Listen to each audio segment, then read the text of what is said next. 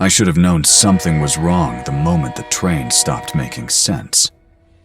It was late October, and I had taken the last local out of Ashwood Station, a small suburban hub in northern New Jersey. The platform was dimly lit, and the usual hum of people had thinned to a few late commuters and the occasional rustle of wind brushing against the station canopy. I had just finished my shift at the architectural firm downtown, and my routine was rigid. Train home, a quiet dinner, then retreat to my small apartment to recover from the city's constant chaos. That evening, everything felt off. My name is Leora Hadley. I'm 27, and I've spent most of my adult life believing that the world makes sense, that routine is a shield against chaos. But as I boarded the nearly empty train, I felt the first prickling of unease creep up my spine. There was a man sitting alone in the corner of the car, his back to the aisle, shoulders slumped. I didn't pay him much attention at first, but when the train lurched forward, his figure seemed to warp in the dim fluorescent light. His head tilted at an impossible angle, and I swore, for a fraction of a second, his hair had been soaked in crimson. I shook my head. Stress, I told myself. Too much coffee. Too much isolation. Yet when I sat down a few rows away, my phone buzzed with a message from Noah, a psychologist I had been seeing for the last few months. He was supposed to meet me this evening for our usual check-in, but I had lost track of time at work. The message was simple. Leora, remember our talk. Anxiety is the mind's way of warning you. Trust your instincts. Instincts. The word echoed in my head as the train rattled over the tracks. It should have been comforting. Instead, it set my nerves on edge. I glanced back at the man. He hadn't moved, not a muscle. But then I noticed his posture again, and this time, it wasn't just slumped. It was broken, uneven, like he had collapsed mid-step and somehow stayed that way. My heart thudded painfully. The train doors hissed open at the next stop, Kensington Junction, and a group of college students boarded, laughing loudly, breaking my spiraling thoughts. I forced myself to focus on them, on their vibrant energy. Their chatter filled the space, but the air seemed heavy, almost suffocating. It wasn't until I felt it, a sudden icy draft brushing across my neck, that I realized the man had vanished. Completely. The corner where he had sat was empty. I blinked, thinking I had imagined it. A memory hit me, a fragment from months ago. I had loved someone, a man named Callum, for over a year. Our relationship had been intense, full of shared dreams and quiet nights in the city. But everything ended abruptly after a single, terrifying incident. I had found him lifeless on the platform at Ashwood Station, head split, blood still warm on his skin. The police had concluded it was a tragic accident, a misstep on the tracks. I had known better. Somehow, my mind refused to let go. I had seen him that night, alive, bleeding, and now the memory collided violently with this moment on the train. I froze. The laughter of the students became a distant echo. My breathing was shallow. My fingers clenched around the seat handle. Then he appeared. Not in front of me, but behind my reflection in the window. Though when I turned, the seat was empty. Just the train rattling forward, just the dim lights overhead. My stomach churned. I tried to text Noah again. My hands trembled. "Are you here?" Something's wrong. I think. I see him. The message didn't send. The signal was gone. By the time we reached Ashwood, the station was nearly empty. My apartment was a 15-minute walk from the station, a route I had taken thousands of times. But tonight, it felt alien. Shadows stretched like fingers across the sidewalk. Every gust of wind sounded like whispered warnings. I picked up my pace, trying to convince myself that my imagination was acting up. The next day, I tried to explain it all to Noah during our session. He listened patiently, jotting notes, occasionally nodding. "You're experiencing PTSD," he said calmly. "Your mind is overlaying past trauma on current reality. It's common. What you saw on the train is your memory haunting your perception." I wanted to believe him. I needed to believe him.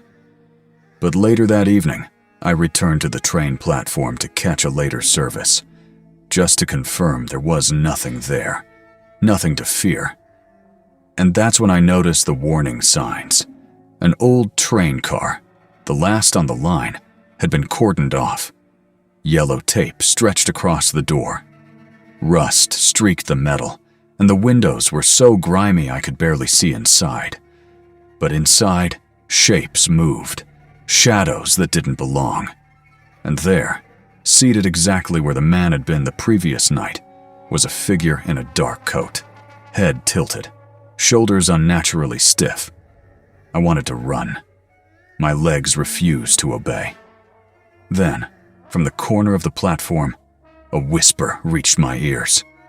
Not a voice I recognized, not a language I knew, but a familiar name.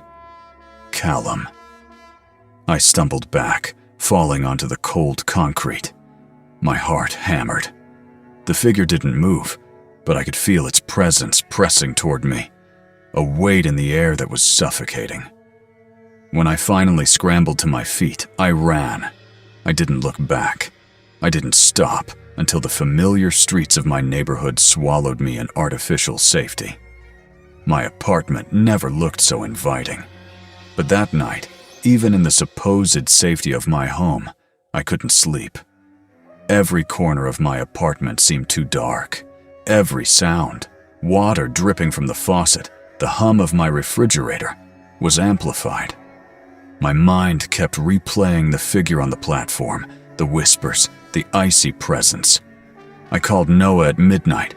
He tried to calm me, but even his voice felt distant, swallowed by shadows. "Leora, I know it feels real, but it's your mind. You're safe." Safe. A word that no longer meant anything. And then I heard it clearly. A soft tapping, not at my window, not at my door, but inside the apartment. A rhythmic sound that seemed to echo from every wall. My pulse quickened. I wanted to rationalize, but deep down, a primal knowledge settled in my chest. I wasn't alone. By the next morning, I was shaking, exhausted, and barely coherent. My reflection in the mirror caught my attention. I almost didn't recognize myself. Pale, eyes wide, hair a mess. And behind me, a shadow flickered. I spun around. Nothing. But I knew. I knew he was there. I didn't sleep that night. Not truly. I lay in my apartment, staring at the ceiling, listening to the faint hum of the city outside my window. And yet the sounds inside, the soft, rhythmic tapping, the shifting shadows, were louder than anything in the real world. My mind refused to shut off. Every memory of Callum, every fragment of the night he died, clashed violently with what I had seen on that train platform. By morning, exhaustion had blurred the line between reality and nightmare. My apartment, once a place of comfort, now felt like a cage. I avoided mirrors, avoided looking at corners, and even sunlight through the blinds brought no relief. It seemed only to highlight the darkness lurking in every crack of my consciousness. Noah called as promised, his voice steady and professional. "Leora, you're experiencing post-traumatic hallucinations layered with anxiety. It's normal. But I want you to do something for me. Document everything, every sight, every sound, even the things that seem impossible. Document even the impossible." I nodded silently into the phone, though he couldn't see me. And yet, Even as I tried to comply, I sensed that some part of me already knew. This wasn't just a hallucination. Callum was there, somewhere, between memory and reality. By evening, I convinced myself to leave the apartment. I needed air.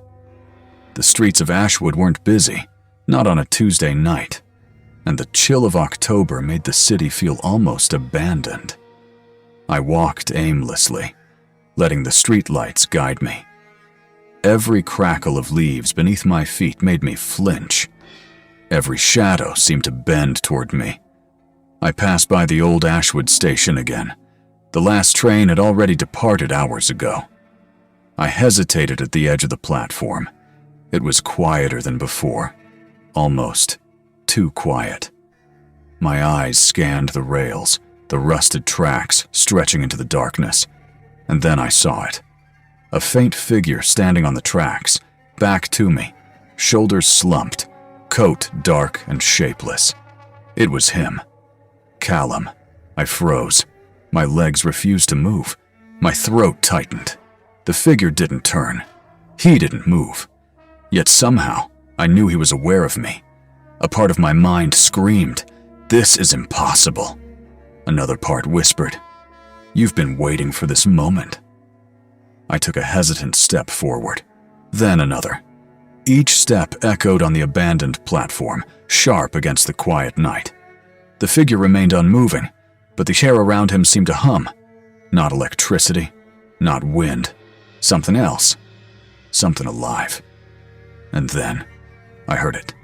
Not a whisper, not a tap, but a name, drawn out slowly, mournfully. Leora. My heart lurched. I spun around. Empty streets. No one, just the rustling of leaves. I looked back at the tracks. The figure had vanished. I stumbled backward, my mind racing. Was it the wind? A trick of the lights? My PTSD. But I knew the truth. I had seen him, and he had seen me. The next morning, I tried to normalize my life. Work was impossible. Every office corner, every reflective window brought his face to mind. I skipped my commute, telling my colleagues I felt unwell. Noah insisted I come in for therapy, and reluctantly, I agreed. His office was calming in its clinical simplicity. Warm beige walls, a single window letting in soft daylight, books neatly aligned. He motioned me to sit. "You're safe here," he said. But safety felt meaningless now. "I saw him again," I whispered, my voice trembling. "On the tracks. I don't know how he's here, but he was there. Callum." Noah nodded, jotting notes.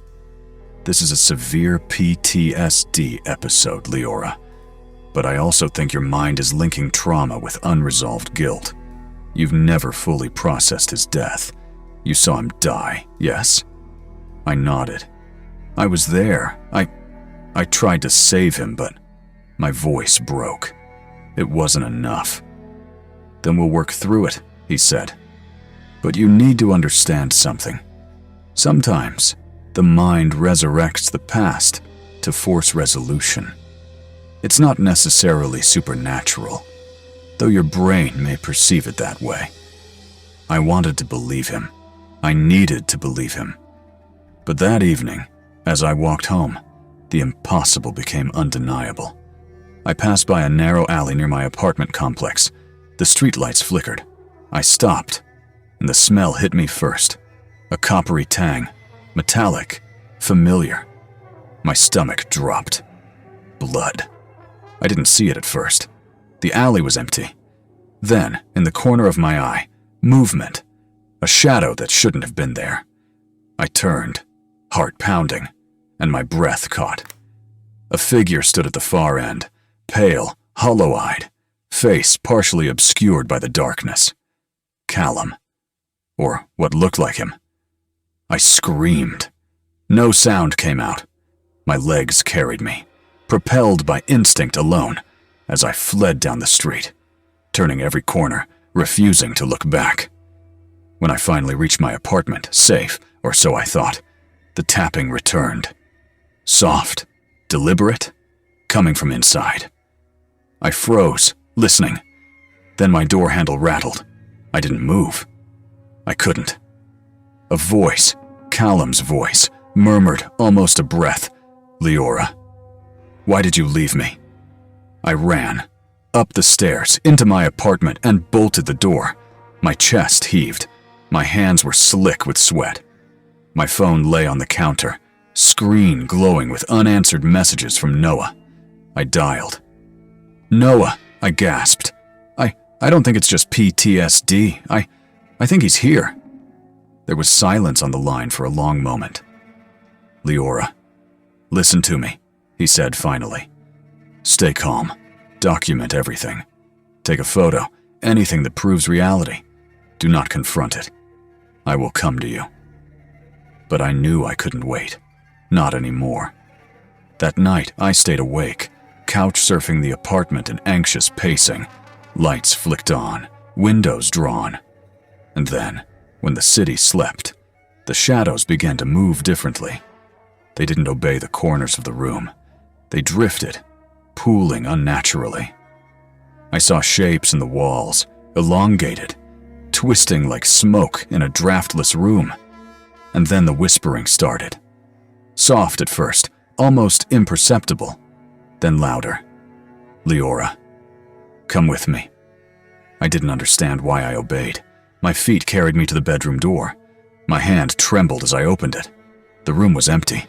Just my bed, my belongings. But then I saw it. A shadow pooled in the corner, taller than any human, dark as the void. It moved toward me slowly, deliberately. My heart screamed to flee, but I was rooted to the spot. Then, in an instant, it collapsed into something human. A familiar face, pale, hollow, yet unmistakably Callum. His eyes, once soft and warm, were now dark, staring through me. And in that moment, I understood something terrifying. He remembered everything. Not just our past, but how I felt leaving him, how I failed him, how I had been haunted by guilt. The figure whispered again, closer this time. "You left me. Now you'll stay." I screamed, a raw sound that shook the room, but the shadow didn't vanish. It grew, filling the corners, stretching across the ceiling, pooling in every corner. I backed into the wall, trapped. I don't remember how long I stayed like that. Minutes? Hours? Days? Time had no meaning. Only the shadows, and the whispering, and the figure that knew every secret I had tried to bury. By morning, exhaustion had taken over. I collapsed on my bed, shivering, eyes wide. Sunlight finally broke through the blinds. I wanted to believe it had been a nightmare. I needed to. But on the floor, scrawled in my own handwriting, though I'd never written it, was a single line. "I see you, Leora. Always." And at that moment, I realized the truth. This was no longer about grief. This was something else. Something that had followed Callum into death. Something that had latched onto my guilt. Something that was real. I wasn't safe. Not anywhere. The following days blurred into a haze of paranoia, sleepless nights, and fleeting moments of terrified clarity. I stopped leaving my apartment except for therapy sessions with Noah. Every shadow, every passing figure on the street seemed to echo Callum's presence. The line between what was real and what was hallucination had vanished completely. It was Noah who finally suggested it. "Leora, you need to confront the origin. Not the shadow here, not the apartment, but the place tied to the trauma. Face it. Only then can you reclaim your life." I didn't want to go back. Ashwood Station, the place where I had seen Callum die, or appear to die, was burned into my mind. But Noah insisted it wasn't the station itself. He said the station was just a symptom. There was a house nearby, abandoned for decades, tied to multiple disappearances, accidents, and sightings. And for reasons I could not understand, my mind was inexplicably connected to it. I remember the first day I stood in front of it. The house was enormous, Victorian in style, yet rotting and decayed, like time had been deliberately cruel. The windows were boarded, but through the cracks, darkness pooled inside. The paint was peeling. The porch sagged under decades of neglect. A wrought iron gate groaned as I pushed it open. The moment I stepped inside, the air changed. It wasn't the smell of decay. It was anticipation. It felt alive, aware. My flashlight flickered as I navigated the hallway. The floorboards creaked under my weight, though it felt like someone, or something, was moving along with me. Every doorway, every shadow, whispered my name. And then I saw it. Not Callum, not yet. Something older, more ancient. A figure at the far end of the hall, its shape tall, impossibly thin, moving unnaturally. My instinct screamed to run, but I was frozen. My mind, though terrified, was compelled to move forward. I called out, "Hello? Who's there?" Silence, and then a voice, softer than a whisper, but unmistakable. "You shouldn't be here." The walls seemed to breathe. Shadows twisted, forming shapes that looked like memories. Moments from my life I had never shared. Times Callum and I had been together. Moments of my own guilt. The house was showing me everything I had hidden from myself. I passed a hallway lined with mirrors, though I had avoided mirrors ever since the station. But these weren't reflections. They were portals to the past. Every frame showed a version of me I had tried to forget. Scared, grieving, broken. And among them, Callum. Sometimes smiling. Sometimes screaming. Sometimes lifeless. I reached what appeared to be the main living room. Dust hung thick in the air. Furniture long decayed was scattered, but in the center stood a single object. A small, antique music box. My hand trembled as I opened it. The melody was familiar, soft, haunting, but wrong, discordant. And as it played, the shadows coalesced. Callum appeared again, but this time closer. His eyes were hollow, black pools of sorrow and anger. "You left me." I fell to my knees, sobbing. I didn't know. I thought I did everything I could. The figure tilted its head unnaturally. It's not enough. Never enough. The room shifted around me. Walls melted into darkness. The floor dissolved. I was no longer in a house, but in a void, punctuated by fragments of memory. Our first meeting, the first time he smiled at me, the moment he tripped on the train platform, his head splitting against the tracks. I screamed. I don't remember how long I screamed. Time ceased. I wasn't in control of my body or my mind. The void whispered. The shadows moved, and Callum's voice, the real, impossible one, echoed in every corner. "Stay. Stay with me." And then, something unexpected happened. The void shifted, showing him differently. Not angry, not accusing, but lost.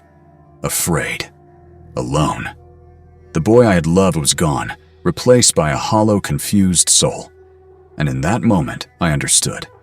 This was not just my guilt manifesting. This was him. He had lingered, tethered to the last moments of his life, unable to move on, unable to forgive, unable to let me go. I fell forward, face to the floor of the decaying living room, tears mixing with dust.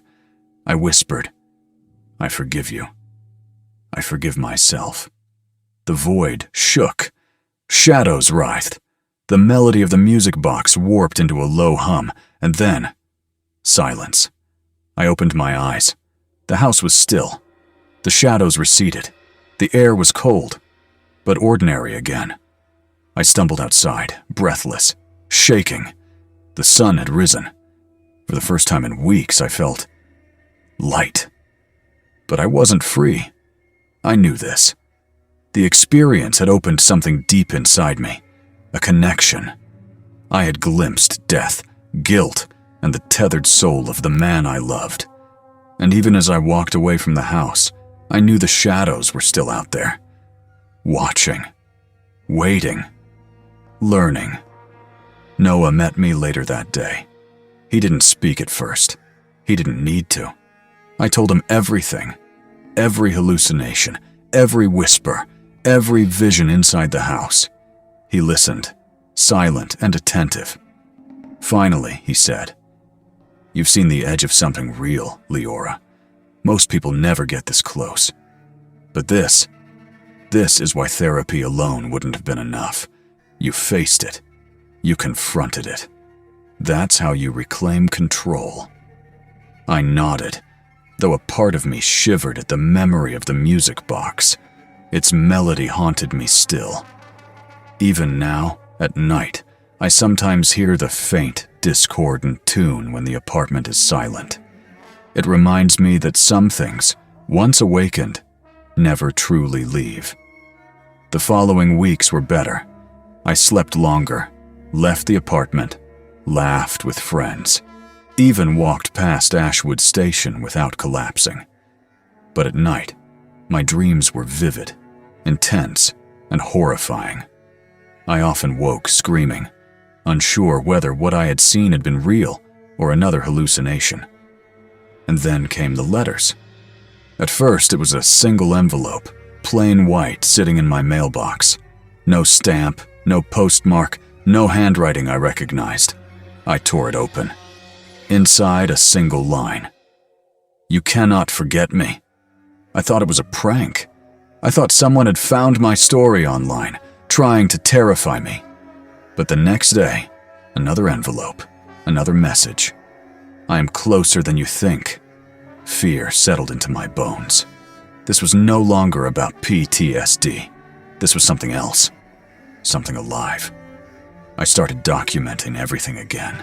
Every sound, every shadow, every message, every flicker of the lights.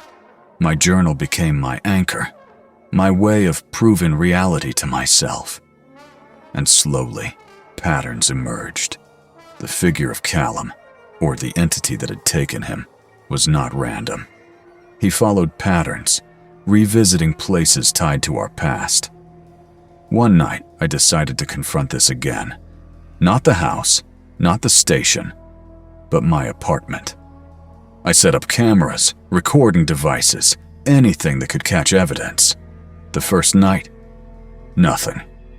The second night, faint whispers, shadows stretching in impossible directions, the music box playing softly in the corner, though I hadn't touched it.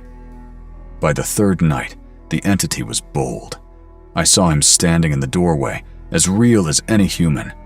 His face, hollow, pale, yet familiar, twisted into an expression of longing. I spoke. "Callum, what do you want from me?" He didn't move.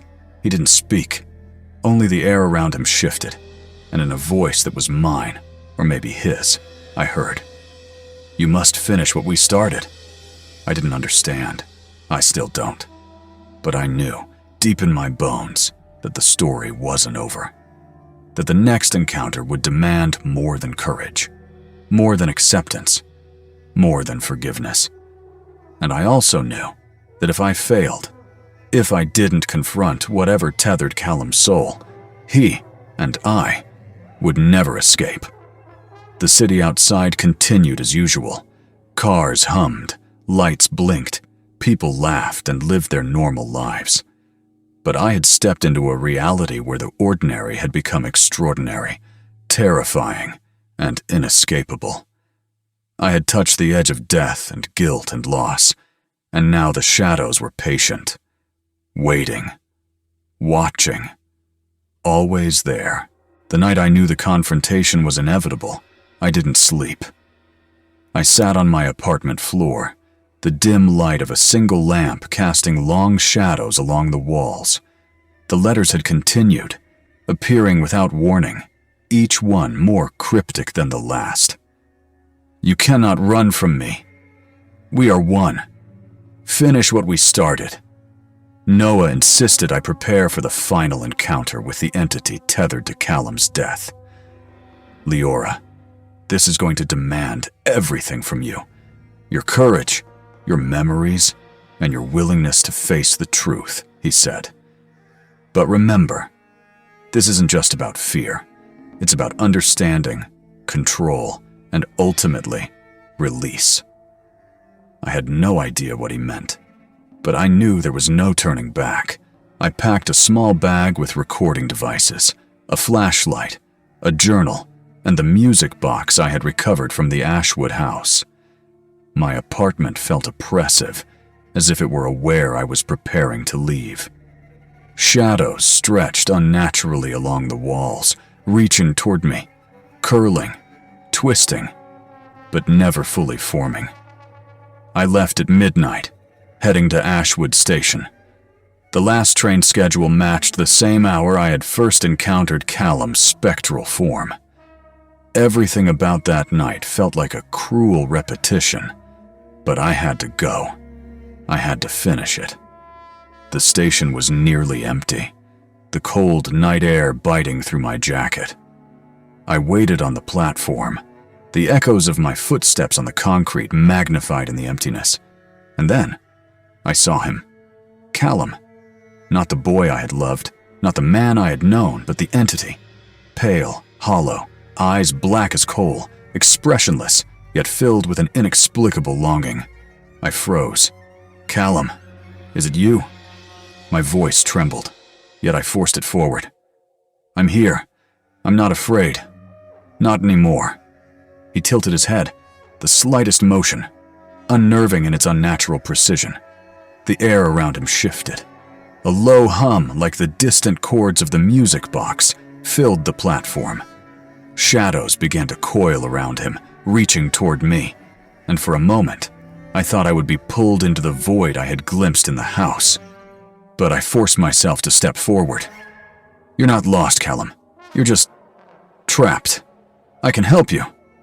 The shadows recoiled slightly. A whisper of a laugh, childlike, mournful, escaped the entity. Then it spoke. "You left me, and now you return." I swallowed the lump of fear in my throat. "I didn't leave you. I never left you.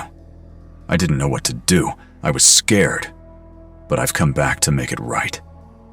He moved closer, but I could feel no physical presence, just a weight, a pressure that pressed down on my chest, making every breath a struggle. The shadows coiled tighter. The platform seemed to pulse with energy, as if the station itself had become a living organism, aware of the confrontation. "Finish what we started," he said again. "Face the truth." I realized then that the house, the visions, the music box, the letters, they had all been leading me here, to this night, to this confrontation, to face not just the entity, but the memories and guilt I had buried deep within myself. I closed my eyes and allowed the memories to flood back. The first time I had seen him in the station, alive and full of hope. The arguments before the accident, the moment he fell, the sight of his body, and the panic that had rooted me to the spot, helpless. Every detail, every sound, every fleeting memory, I let it all come forward, without resistance, without shame. When I opened my eyes, I could see him more clearly than ever. The figure was no longer a hollow specter, but a representation of the trauma itself. Grief, fear, guilt, loss, all combined into a single presence. And for the first time, I spoke clearly. I remember everything. I see your pain. I feel my own. But we're not bound by it anymore. You can let go, and so can I." The shadows paused, trembling as if the words had struck a chord in their essence. Callum's form shifted. For the first time, he seemed human, vulnerable. The black voids in his eyes softened, a faint glimmer of recognition, of memory, of the boy I had loved. Then, a sound unlike any I had heard before, a deep, resonant hum vibrating through the platform, the tracks, the air itself. The music box from my bag began to play by itself, but the melody was no longer discordant. It was slow, mournful, but soothing. The shadows began to dissipate, unraveling like smoke in the wind. I reached out with my hand, trembling, and said, "It's over. You could rest now." And he did. The entity wavered, then dissolved, leaving nothing but the cold night air and the faintest trace of a whisper. "Thank you." I sank to the platform, exhausted beyond description, tears streaming down my face. The last train rumbled in the distance, lights flickering, a distant echo of the life that had passed. I realized that the city, the station, the empty streets, they were all back to normal. Ordinary life had resumed, but I had changed. Noah met me the next day at my apartment. He didn't need to ask what had happened. He already knew. "You did it," he said quietly. "You faced the trauma, confronted the entity, and survived." I nodded. "But it's still here," I whispered, gesturing toward the shadows in the corners of the room. Not the entity itself, but the memory, the echoes. I can feel it sometimes. "That's normal," Noah replied. "The mind doesn't forget trauma instantly. It leaves traces. But now you control them, rather than them controlling you." The following months were a strange combination of normalcy and lingering unease. I returned to work, laughed with friends, even visited my apartment without fear. But sometimes, at night, I would hear a faint echo of the music box. Sometimes, a shadow would stretch where it shouldn't. And sometimes, I felt Callum's presence, not threatening, but watching, as if ensuring I stayed safe, reminding me that life, death, and memory are always intertwined. I started documenting my experiences, writing everything down in a journal I intended to share with the world.